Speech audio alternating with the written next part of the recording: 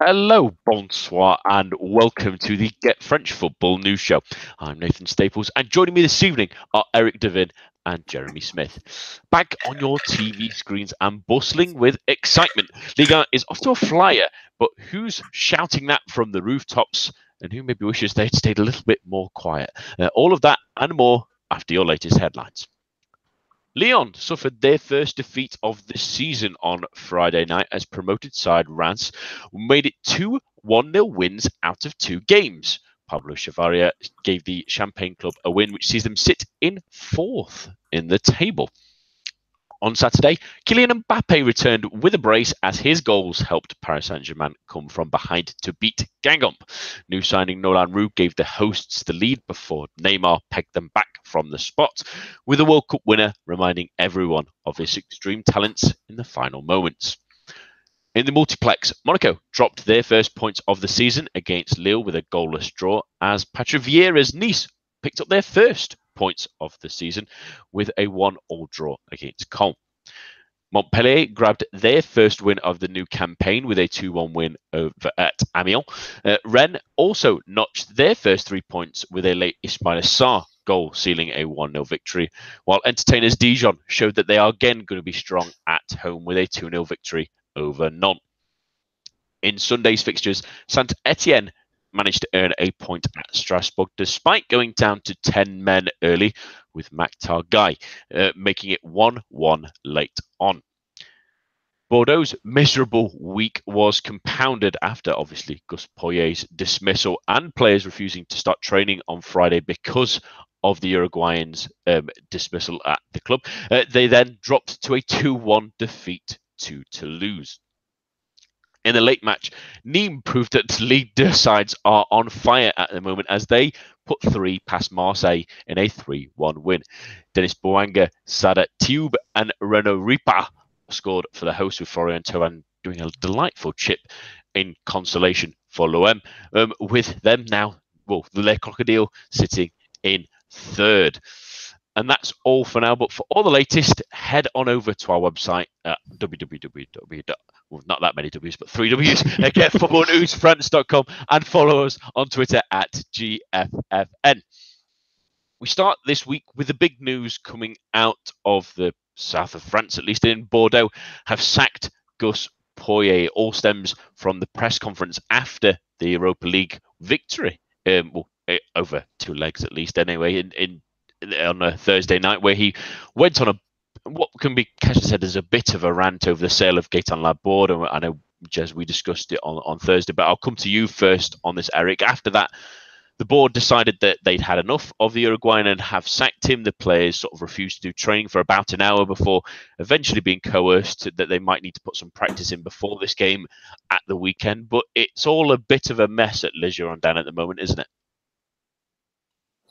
Yeah, it's frustrating to see. I think that, even with this looming investment for Bordeaux, I think that this team, prior to the moves they'd made this summer, looked really well positioned to make an impact in the league. And I think that the money that they had coming in from Malcolm, they turned something in the neighborhood of a 30 million euro profit on him. And they look well positioned to bring players in, but instead we've not really seen that. We saw Palencia coming on loan from Barcelona. There is now the imminent signing of the Fluminense striker Pedro, who looks to be a really exciting prospect at 21. But that remains to be seen. I think the frustration that Gus Poyet is showing in the situation, the sale of Laborde, and again, you all had mentioned in the preview show on Thursday that, he's not really being used that much by Poyet, but I think it's still the functionality of this, that the fact that Bordeaux are involved in 2 competitions, and bearing that in mind, Poyet is going to need the players to rotate if he wants to keep this team continuing to push into the top 6 as their talent befits. I mean, there's a lot of exciting young talent about this team. The chances that he's given to the likes of Koundé, Zaidu Youssouf, Ariel Djoumeni, even Francois Kameno has been with the team a couple of years, but I think has continued to improve. And the young winger Kalou, the Nigerian that they had signed, ironically enough, from Ghent. He looked really bright today, for example, looking at the Garonne derby. So there was certainly a lot of expectations, a lot of potential for Bordeaux, but I think it all now remains to be seen. If you have Thierry Henry come in, as some have mooted.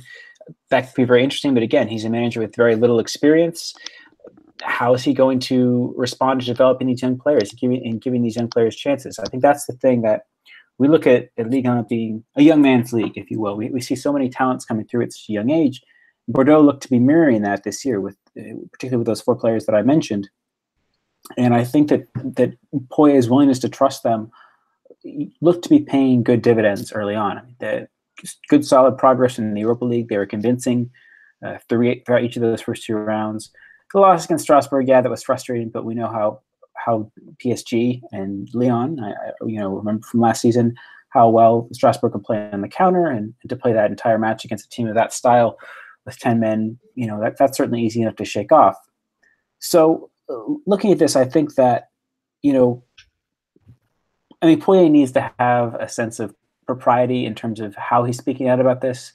But at the same time, what he's saying is absolutely correct. He really improved this team after coming on. He looked to have them playing the right way and to be giving these youngsters a chance to develop and to develop into real stars. And I think there's every reason to be excited about this team.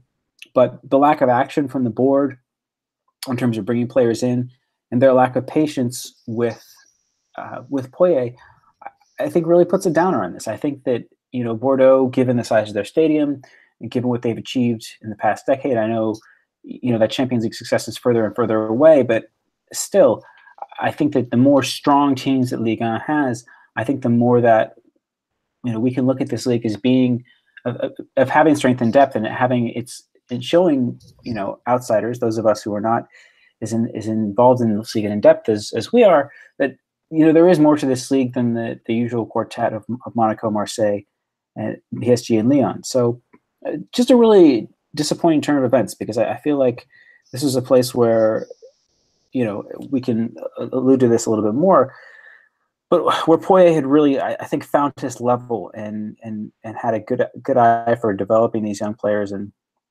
I know they played today, but it's still not where it needs to be. And how this team develops going forward, it could really stunt their development if the appointment is not made to get the best out of them. It's a strange one, really, just because Bordeaux obviously have got a talented squad, but at the same time, Gus Poyet sort of muted that he was willing to sort of jump if needs be, but in the end, the board decided to push him instead. Were they sort of left in a situation where they had to get rid of him, given the sort of explosiveness of that press conference after the game? Were they sort of given no option where they had to show their authority and sack the Uruguayan? Yeah, I think so. I think Stéphane Martin's comments in the press conference the next day probably spoke volumes. And I think you have to look at all of this a little bit. I know I've alluded to it before, but you have to look at it a bit in the context of Poyet's history as a manager. And I can certainly speak of it from relatively close hand, being a Brighton fan, and what happened there, where he was a fantastic manager and got us playing brilliant football and got us promoted. But it did get to a point where his ego was kind of overshadowing everything. He announced to the squad that he was going to leave just before a playoff semi-final against their biggest rivals. He, straight after the match, basically questioned all the owners and their ambition when they'd given him a hell of a lot of money to spend over the last couple of years. So this isn't sort of new territory for him. And while I totally agree with Eric that, he'd been doing well for the most part last season. I think he sort of started well and finished well, and there was a bit of kind of wilderness in between. And they certainly started well this year, and he's brought through some young players. There have been, well, there was Martin again alluded to the fact that the lack of action in the transfer market isn't entirely down to the owners. He kind of did say that Poyet sort of drags things out. He ums and ahs about what he wants. And I think he said something like a drawn out deal is never a good deal. And interestingly, he said, at least with Gourvenec, a decision was made quickly one way or the other. I've heard somewhere else as well that Poyet was given a list of sort of 10 suggested names of people that could be brought in, and he sort of didn't want to even consider any of them. So again, like Eric said, there's certainly fault on the owner's side. They certainly haven't done enough in the transfer market, whether it's because of lack of funds. I don't know how much of the Malcolm funds really could have been used for transfers, whether it's because they still don't know exactly what's happening with the takeover. Either way, I think Poyet has proved that there's enough at least to be getting on with. And the rant that he had, I think he did overstep the mark. I don't think he needed to go as far as he did. And I do wonder if he knew exactly what he was doing, either that he wanted out or that it was a real poker game. And as Martin said, he clearly wants to be the boss of the club. That's not going to happen. And if they let him stay, then that's probably, they're basically saying, yeah, you're even able to sort of override us.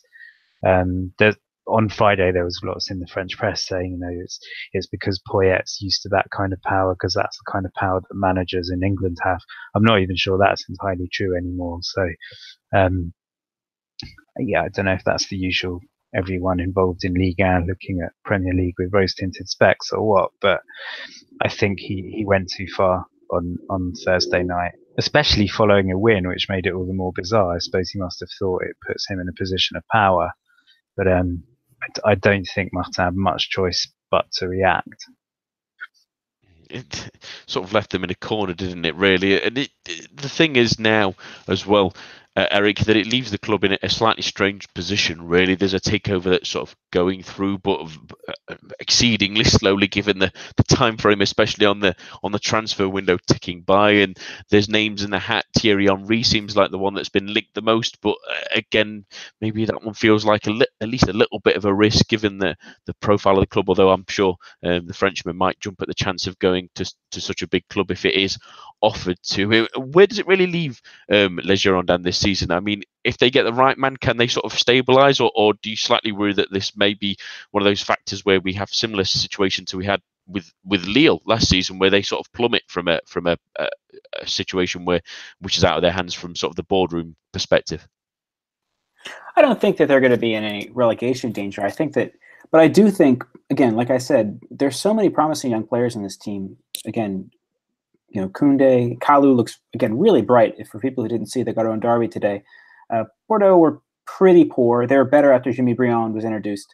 But Samuel Kalou, young Nigerian winger, really one to watch this season. And we also mentioned the two midfielders, Tchouaméni and Youssef. So there's a lot to look at this team and say, this is potentially a very interesting young spine. And the signing of Pedro from Fluminense, he's a player who has scored at a very, very high rate in Brazil. Decently physical, and I think could be a good focal point to that team's attack. Much the way that Gaëtan Laborde had been at his best. This is going back to the back end of the 2016-2017 season, as Bordeaux really made a push for Europe at that point in time, to be a physical focal point, but also someone who could contribute goals as well. So I think that it would be hard for me to see Bordeaux really sinking to the depths that Lille did, given how poor their first half of the season was last year.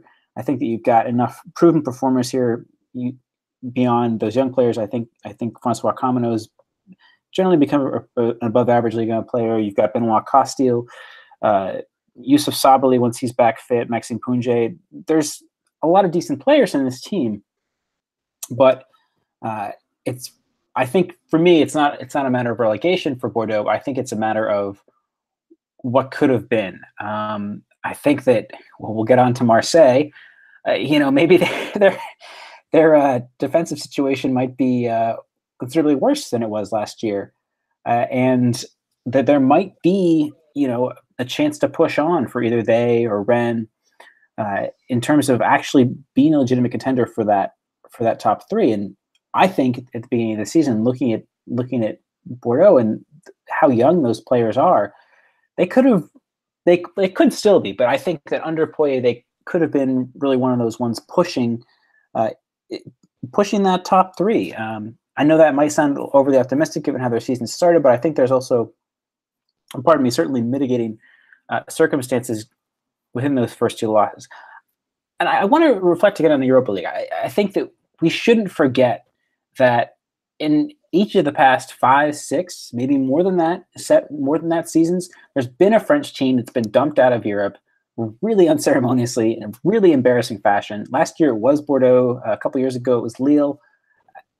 I can't stress enough how impressive it was that Poyet got this team on the same page, incorporating these young players, even dealing with the loss of Malcolm. Like, yes, he's frustrating to work with. Yes, he has a big ego. But the organization, the determination, the focus that he had this team with which he had this team playing, it shouldn't be undersold. And I think that even a good appointment is going to take time to suss this team out. Is Jaroslav Palacio still worthy of a place? So what about the two Brazilians that were brought in last year and seemed to be a persona non grata, Otavio and Jonathan Cafu? I think that there's a lot this team needs worked out, and any new manager coming in is going to take time to do this. And I think that could really put Bordeaux off the boil, especially with this playoff draw coming up against Ghent. So it's frustrating to see this team potentially be dumped out of Europe, potentially already slip away in the league. So from that perspective, I'm frustrated. But again, needs must. No manager is bigger than a club, even if your name's Arsene Wenger. So I think, yeah, I have to agree it's the right decision. They were put in a corner. But again, it's frustrating to see, given what this team could be, and potentially still could be this season. It always feels like could be for Bordeaux for the last couple of years, to be fair. It sort of rings true of sort of Rennes and other clubs as well. But moving sort of a little bit forward on this one, Jez, I mean, the result today wasn't great, but who do you think should be coming into the club? Do you think they should be taking a risk on someone like Thierry Henry, given that he's having a couple of glowing reviews, especially from the likes of Romelu Lukaku on his coaching skills? But is he the right man to take them forward, or maybe should they go with a more experienced head? I think someone like Thierry Henry, there's two ways of looking at it. You know, if it means that much to the owners to really be in charge, then someone in his first managerial role would be a kind of tempting prospect, because they're possibly not going to be the type who's going to try to call the shots. But then on the other side, obviously, Henry is Henry, with, you know, such a great history and pedigree as a player, and certainly not the smallest of egos either. So there could be clashes there. I don't think Bordeaux is kind of, despite everything that's happened here, I'm not sure it is the kind of club where there are generally big clashes between coaches and owners. It's not usually run like that. So I think it would be a pretty brave step. I think it would sort of follow the form of recent appointments, Vieira being the obvious most recent one, of, you know, giving young coaches with a good playing background a chance. It is only 2 matches into the season as well, so it's certainly not sort of panic stations yet. So it doesn't necessarily have to be someone experienced who's going to really steady the ship, because I really don't think it's a case of saying that, you know, the ship needs steadying, if you know what I mean. Two bad results, but, you know, today it's a derby away from home. It's not unusual to lose that, and it was, you know, anybody or goal. It wasn't a horrific performance or anything like that. So I really don't think they're in such a bad position. There has been talk of Laurent Blanc, which I guess in a way would be the sort of reliable, safe decision. Although even then, you know, so many people say that Blanc was just a figurehead, and really it was Gasset who was the brains behind it, and he's obviously very well settled at Saint-Etienne. So I'm not sure that really that there's any obvious candidate. I think all have their merits, all have their drawbacks. I think for Ligue 1's sake, for sort of the publicity, I think Henry would be a really exciting appointment. I think it would be nice to see him given a chance and to see what he can do as a first team coach or first team manager. But yeah, I at this stage, I really don't think there's anyone that stands out, and I think it just depends what the owners are looking at. Are they looking for sort of tried and tested and reliable, or do they fancy giving someone a little bit more exciting a go? And, you know, maybe that's what Bordeaux needs, a sort of shot in the arm, which Poyet sort of potentially was able to do, certainly for a few months. But I mean, I think I'm on record as saying that I never expected it to last very long. I didn't expect it to end this quickly. Yeah, maybe someone else like that who can kind of just excite people, but possibly on a slightly longer term basis, maybe the way forward. If the fans are looking for a bit more excitement, then possibly Blanc isn't the one, even though obviously he does have credit at Bordeaux from winning the title with them. It's going to be an interesting situation regardless, but maybe don't quite hit the panic button yet, Bordeaux fans. It's still a long season to go. On to a return, really, and it's a welcome one to many, and that's Kylian Mbappe, after his rest at the World Cup, came back this weekend to grab 2 goals in the 3-1 win for Paris Saint-Germain at Guingamp. Eric, what did you think to the youngster's performance? He obviously had an excellent World Cup where everyone was gently reminded of how good a player he has, and very quickly in the Ligue 1 season, just only sort of 2 games in, he gives us another reminder of how important not only he's becoming to Paris Saint-Germain, but on the world stage as a whole.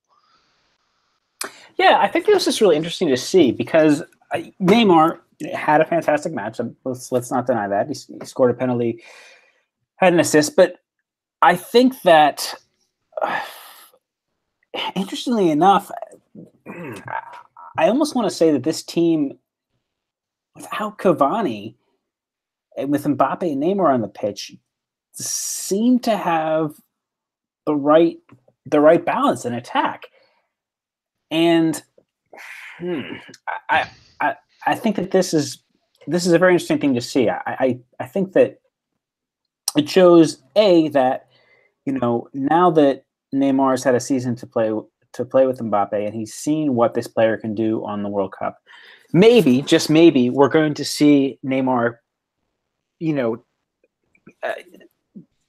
tuck his ego in just a little bit, and be more willing, as the situation dictates. I'm not saying every single match, every situation, to be less selfish, and that also Mbappe, if he's given more chances to play as a lead striker, will do the same. I mean, I think that there were definitely matches last season. I remember Neymar being suspended, Neymar being injured, where Mbappe was leading the line, was the focal point, didn't do that well, tried to do too much himself. But I think that, after the success he had with France, and after Neymar saw the success he had with France, I think that there seems to be a lot more of an understanding with these players. I know Mbappe only played half the match, but I think that Neymar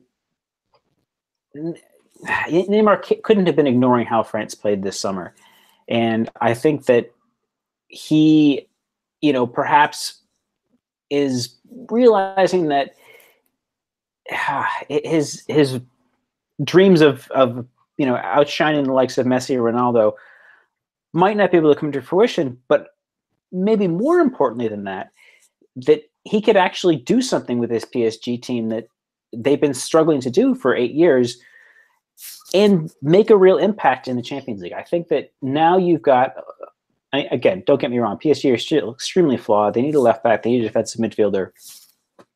But there's a lot to be said about this team going forward, that what we're seeing here are the green shoots of an understanding with these players that I think can be, now that we've had some shifts at Real Madrid and shifts at Barcelona with the departure of Iniesta, I don't know that there's necessarily a clear favorite for the Champions League this year. But if PSG can look at Mbappe as being much more of a focal point and not just an alternate to Neymar when the Brazilian's unavailable, I think that this is really the beginning of what could be a very fruitful relationship between these players, these 2 players, Neymar and Mbappe, seeing each other as equals and playing that out on the pitch as well. Blimey, Neymar putting his ego aside. Would we ever have seen the day? But I think Eric makes an interesting point. Relatively speaking. Yeah. Relatively speaking. I know. He can't house him forever, I don't think. I don't think he's quite that kind of man. But Eric makes a very good point I want to sort of go on, Jez, that Mbappe obviously coming back is great news, had a great cameo as well, grabbing 2 goals is always nice to see, and how he's sort of grown in the sort of even in the last sort of 6 to 8 months really of him sort of finding his feet at international level as well, and sort of growing into the Paris Saint-Germain team, as he had that sort of stutter at the very start of the year where many people were questioning whether he should be starting. But now, as Eric mentioned, it presents the question of maybe is this Paris Saint-Germain team better without Cavani? I know we had the conversation last season of are they better without Neymar, but is maybe the Uruguayan becoming the one surplus to requirements? I think it's a bit early to say that. I mean, you have to remember last year, I think obviously PSG are going to lead most of these sort of charts, but Neymar to Cavani was the most prolific sort of assist to striker combination in Liga, closely followed by Dosovita Roux at Metz. I obviously had to get that in, but you can't sort of dismiss Cavani straight away, and Mbappe and Neymar again also combined well last year.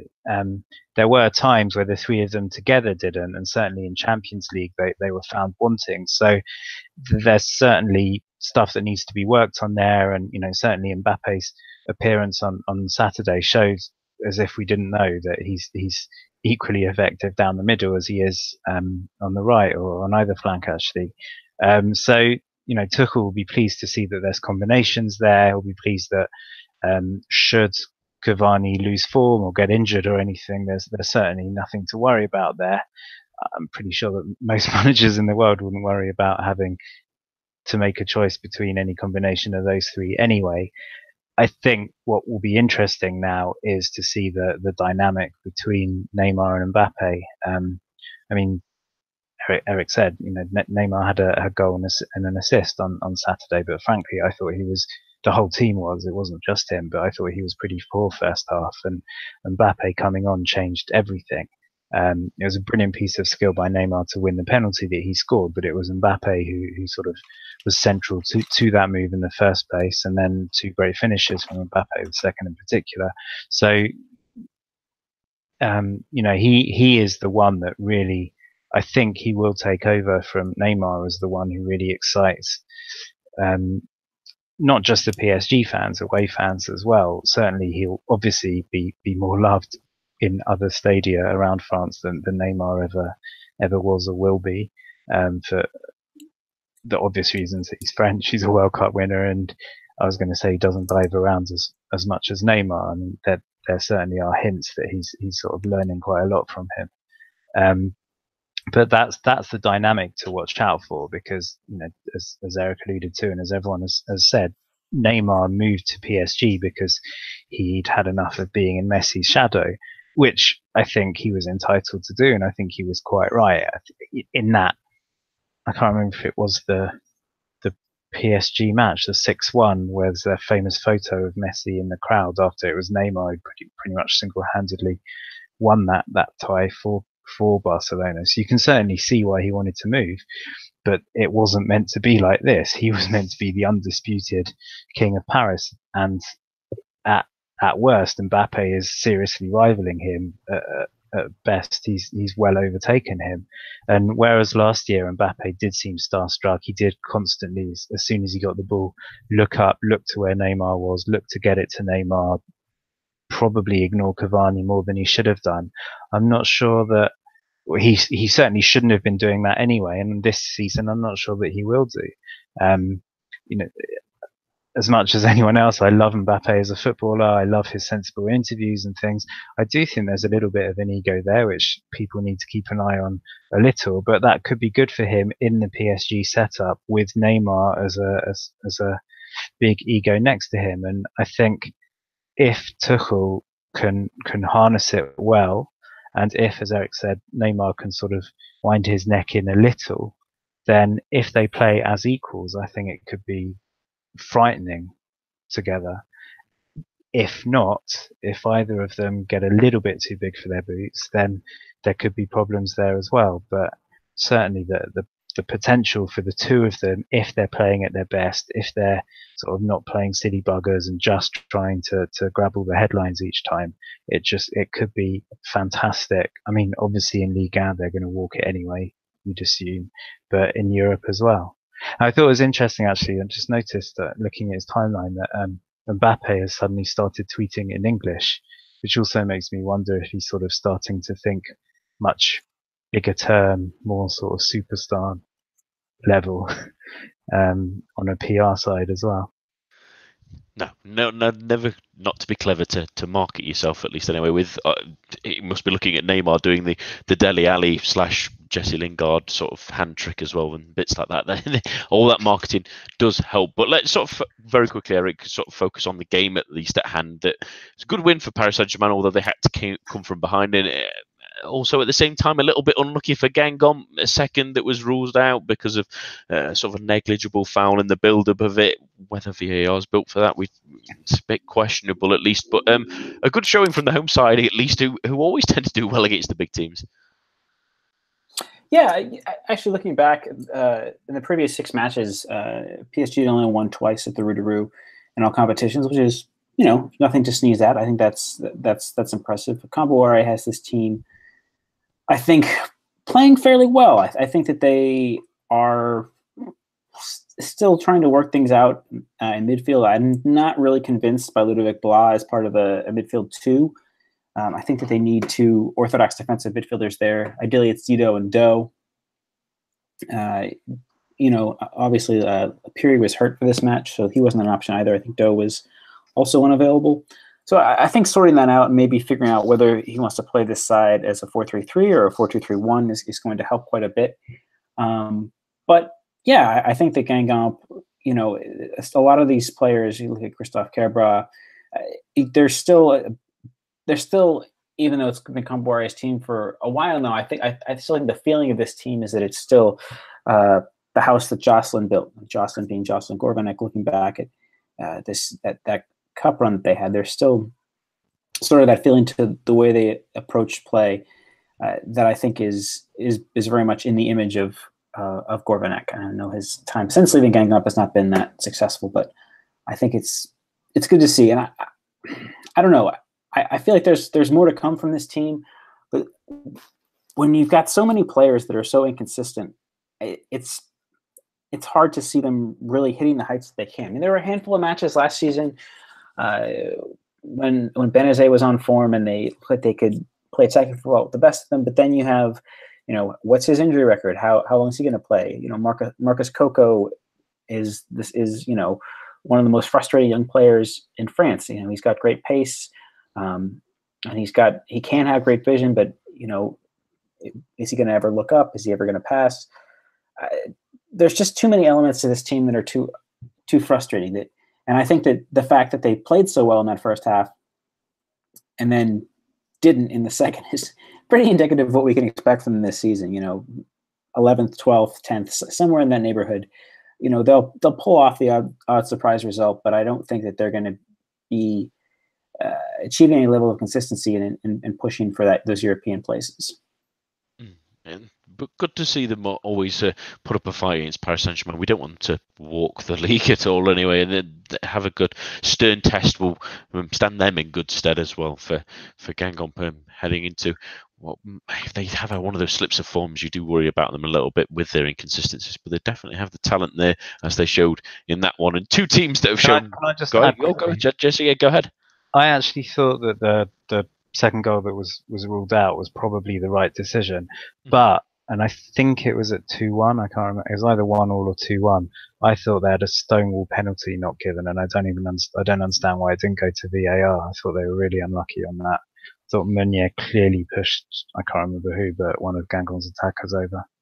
It's sort of the balancing act of VAR at the moment. I think we've sort of maybe mentioned it a couple of times in the other 2 games. Well, the game tonight, they had a couple of shouts of bits like that, and that's the game we want to move on to at least, because the 2 teams we want to talk about, the 2 promoted sides from Ligue 2, Reims and Nîmes, got superb results this weekend, beating teams that or at least fighting for Champions League football in Lyon and Marseille. Let's start with the game tonight, at least, Jez, where Nîmes showed how brilliant they are to watch again. I know Adam told us all to keep an eye on them, and he thought I would be a big fan, and I absolutely am after tonight, because they were tremendous, beating Marseille 3-1. It was a terrific game, really. They absolutely went for it from the kickoff and gave Marseille no quarter. It's great to see a promoted side do that in France, where sometimes we don't really get teams that being so adventurous.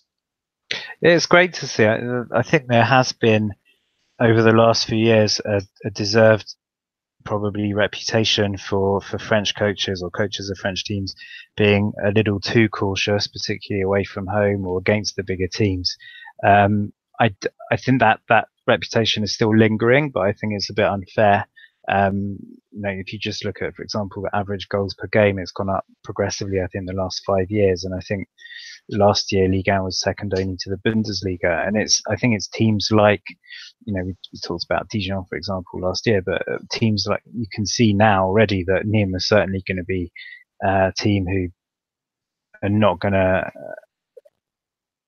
I don't think they're going to sort of ever set out their stall just to sort of try to get a 0-0, whether it's away from home or against one of the top teams. And they really went for it today. They kept going for it, even,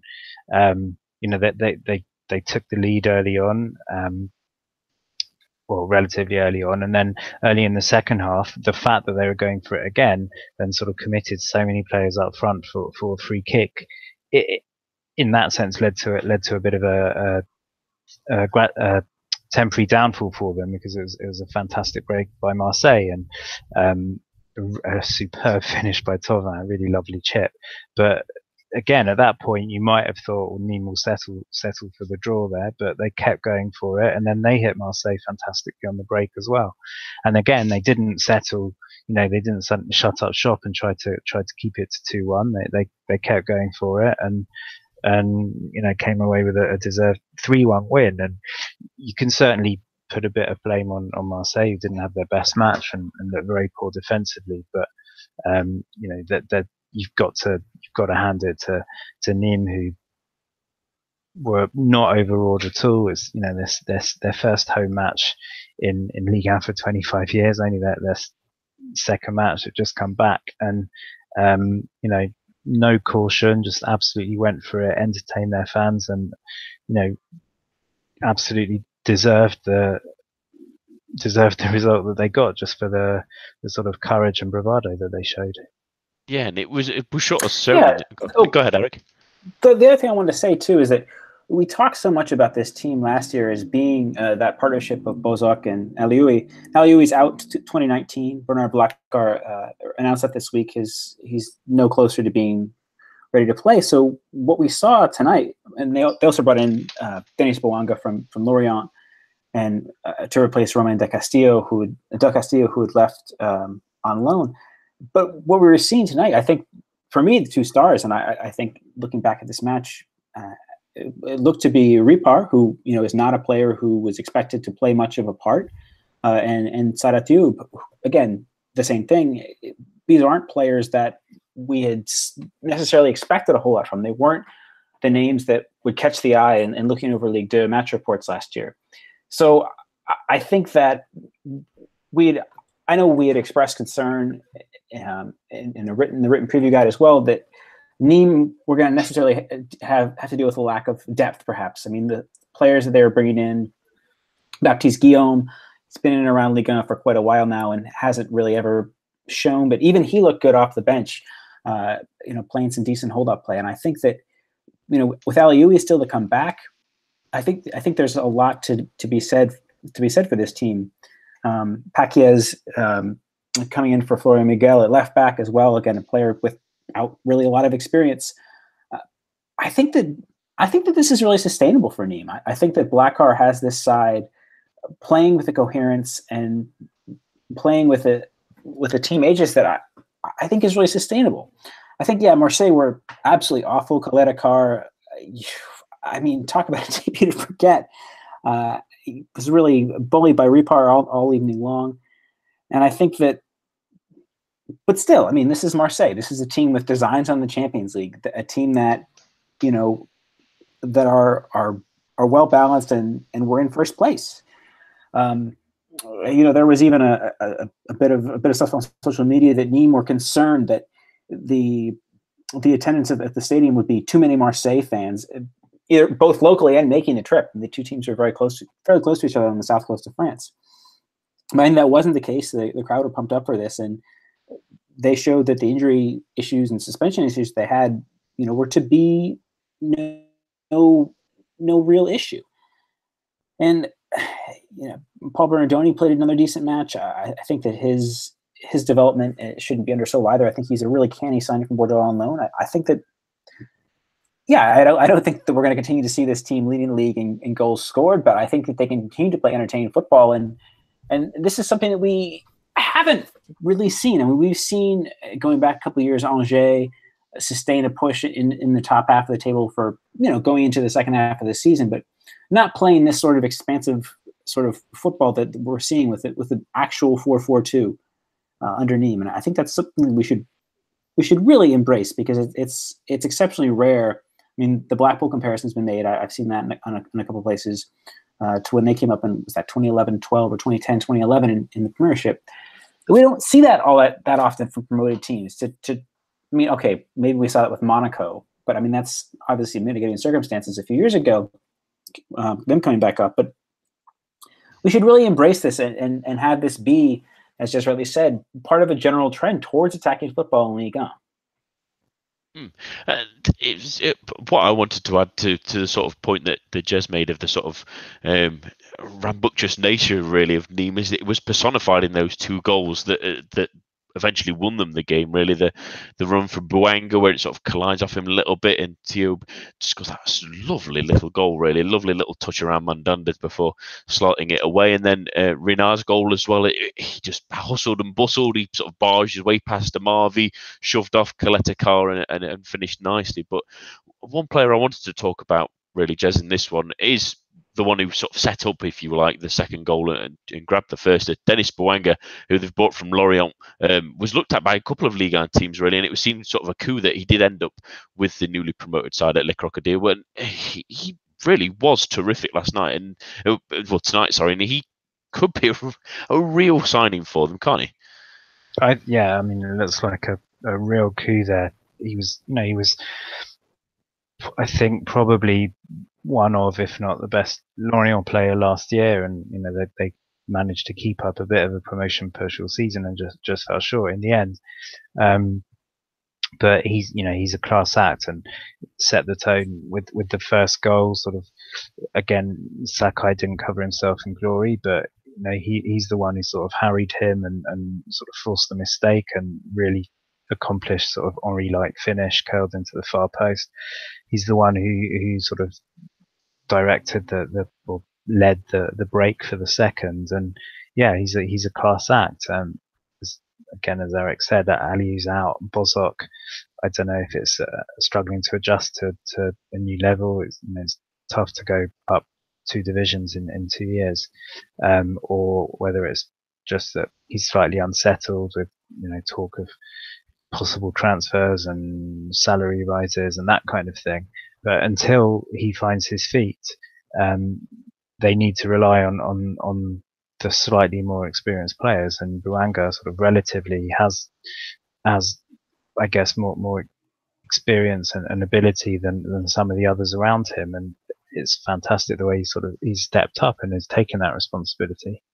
Yeah, it was frightening tonight for that poor Marseille team, who will be really disappointed to have got their first loss in this one. But lovely setting as well. I remember just before kickoff, as it was sort of very late dusk there in the south of France, was a lovely setting for a terrific game. And on to another team that would have been disappointed with the loss, but obviously Reims were delighted to get a victory, really rich. It was a bit more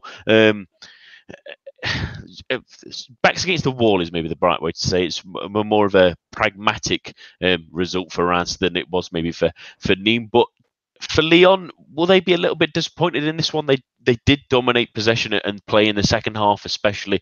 Reims really didn't get a sniff out of it. Will they be disappointed that they couldn't provide more pressure and have more clear chances at goal, at least anyway, to get back into this one against Reims that they eventually lost? Yes. Sorry, go ahead, Jeremy. No, go on, Eric. Yeah, I mean, having watched this on Friday night after I got home from work, it's not the best way to start my weekend. I think this is really, this really, I think, emphasized why some people are so frustrated with Bruno Genesio. And I know, and my stance on him varies from week to week, but I think that more than Genesio's shortcomings, I think this is the shortcomings of Jean-Michel Aulas. I think that you look at the bench with the injury to Guiri, there's no options for Genesio off the bench. Cornet doesn't come off. Terrier doesn't come off. So he brings on Raphael as his third substitution in a game in which he needs a goal. What else does he have to do? Jordan Ferry, Pop Sheikh, that's not going to help. He doesn't have a center back. Morel was at fault for the goal. Again, there's rumors swirling. Jason Denayer, the pursuit for Ruben Diaz from Benfica might still be on, but I think that this team in lacking Nabil Fekir, this team doesn't have the depth and the options that it needs to win this sort of game. Even the match last week against Amiens, it was on a knife edge. It wasn't great football from Lyon. They just kept the ball and played with sort of a blunt edge. I mean, Mariano doesn't look the player he is. He can be. The same with Memphis Depay. Maybe both these players are distracted by potential moves. I know Mariano going back to Spain has been mooted. Memphis Depay has had a number of confusing comments about what he wants his future to be like, but it's overall a lack of focus, and I think that that's really frustrating to see because we saw, Lyon at their best last season absolutely sparkled, and I think that there's no reason that can't continue to be the case if the club can invest some money into making the squad have the depth it needs, both in attack now and in central defense. I think they could go with another defensive midfielder as well. I think Luka Toussaint was actually one of the better players for against Rennes on Friday, but how you can't expect him to play 50 or 60 games if Lyon either progress in the Champions League or if they get drawn to the Europa League. I think as many would expect. I mean, it's just frustrating to see. I mean, honestly, for me, the other thing that stood out to me about this match is that if Romain Métanire had any ability to get forward with any consistency, that Lyon could have really been embarrassed. I think that Ghislain Kona had a sparkling match. He looks a real coup for Reims playing there at left back, and I think that if this team had a little bit more balance to it, Lyon could have really been torn to ribbons. So it was just a really frustrating evening for the visitors, and I think that it really served to underscore the reinforcements that Lyon need to have. Guiri, again, a knee injury. He's rumored to be out for at least 6 months, so I think it's a real lack of depth. I mean, there's been a mooted offer for Maxwell Cornet for 20 million to go to Wolfsburg. And you look at the other players that are moving it around into Liga.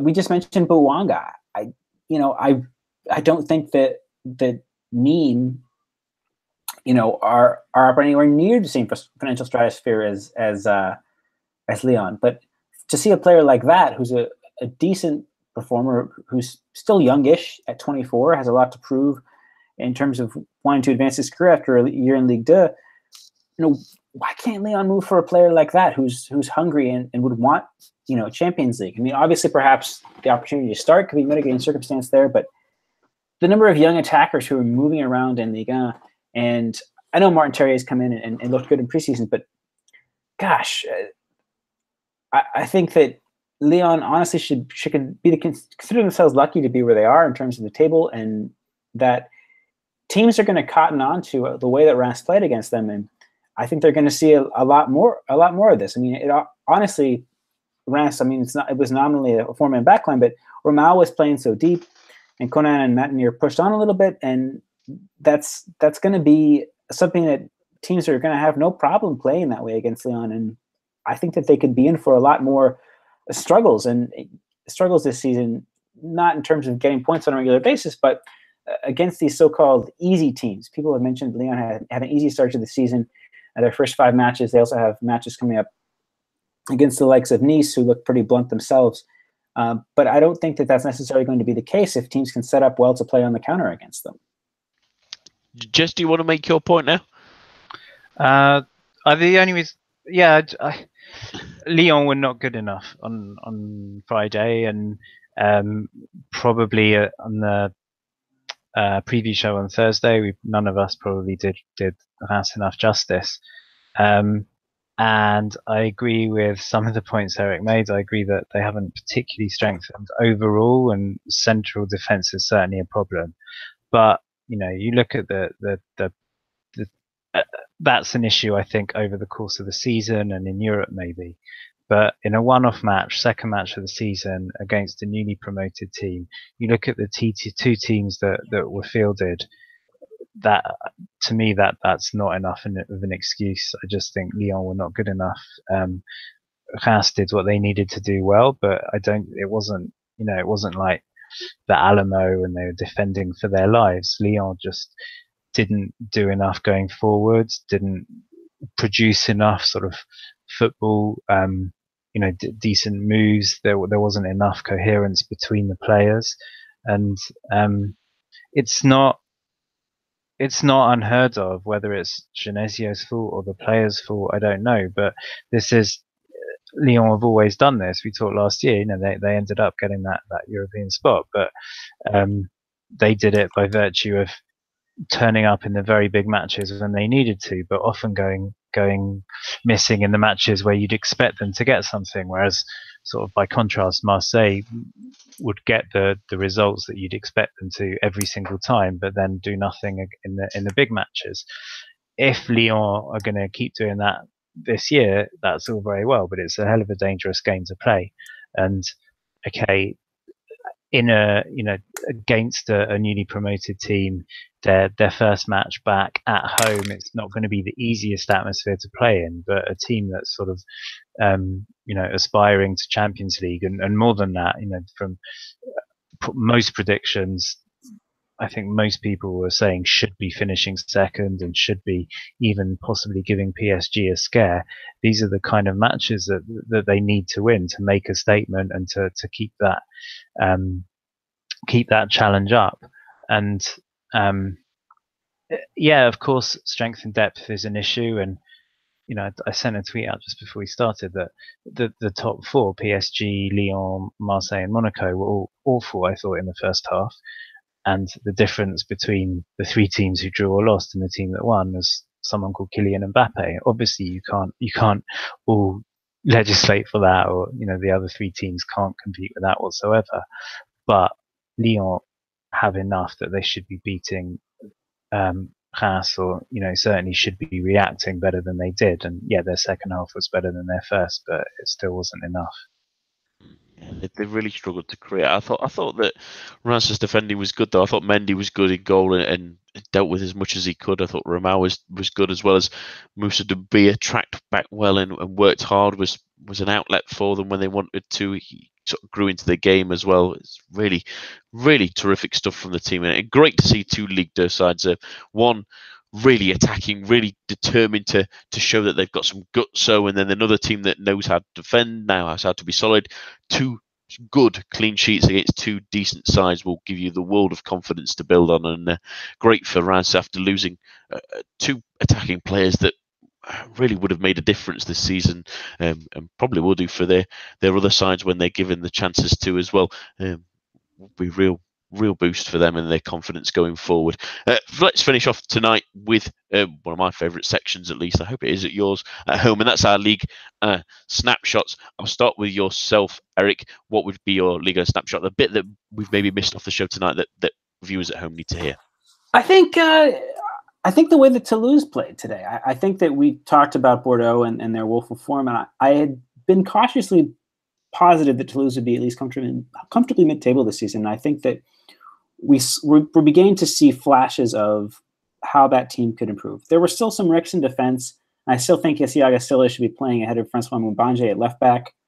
Again, I'm not Alain Casanova. I don't know why that's happening.